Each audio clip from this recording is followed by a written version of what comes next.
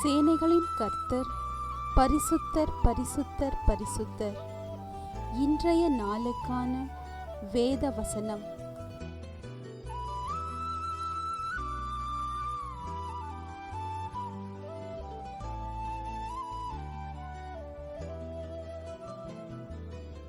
இந்த தேவன் என்றென்றைக்கும் உள்ள சதா காலங்களிலும் நம்முடைய தேவன்.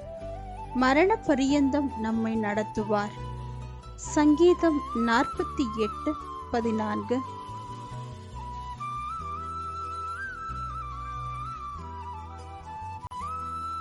For this God is our God forever and ever.